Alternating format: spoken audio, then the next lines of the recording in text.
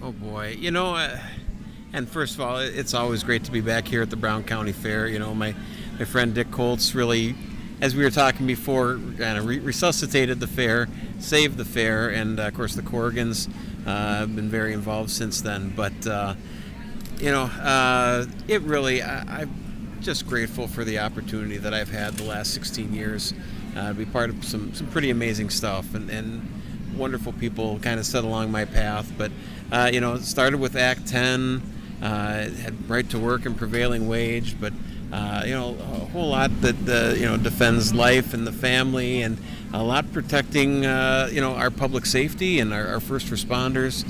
Things I've been able to do for our veterans.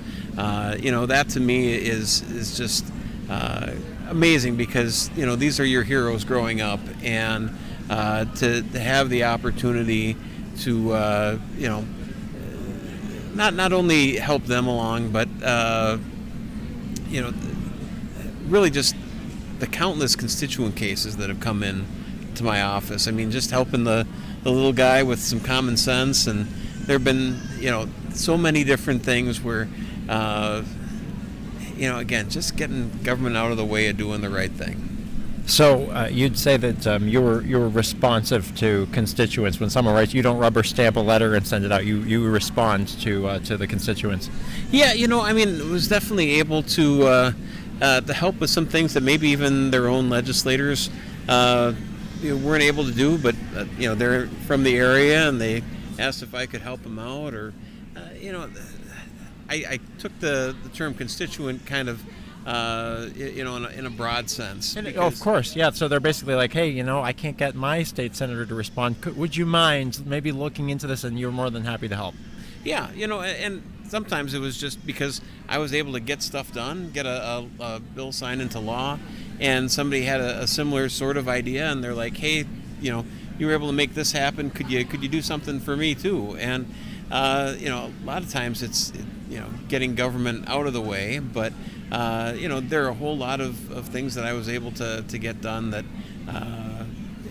again, it just really gives you a sense of accomplishment at the end of the day, that behind every bill is somebody's story, and to be able to fight for that, especially against sometimes the moneyed special interests. And again, we're talking about through the COVID years, or just with any number of state agencies, sometimes it takes a phone call or two to rattle a cage, and all of a sudden you get a different result. So been blessed to be part of that.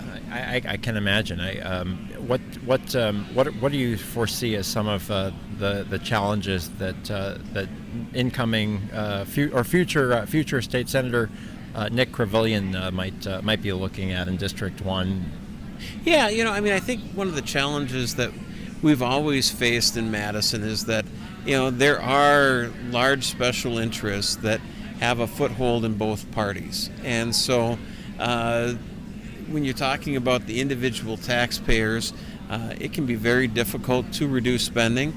It can also be very difficult to get tax cuts in a way that they aren't going to potentially come back with the swing of the pendulum. So not knowing exactly what things are going to look like next year in terms of control of the governorship or either chamber of the legislature, there's obviously a whole host of possibilities, but hopefully, I certainly hope that Nick has the opportunity to have a Republican governor and a Republican legislature to work with. How likely is that to happen, Senator Jacque?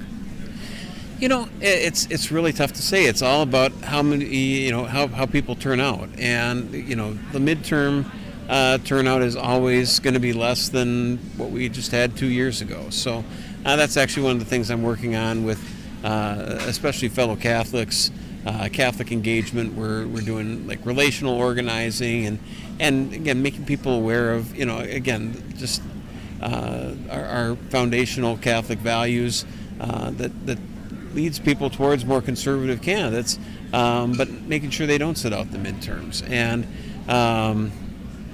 I think that it's going to be interesting. Obviously, it's tough when you have the whichever party controls the White House typically has a rougher go of it in the midterms. But as we've seen with both Francesca Hong and David Crowley, there's some pretty extreme candidates out there on the left. And so I think that it needs to be a realization of what's at stake. And as we were just talking about before, the price of liberty is eternal vigilance.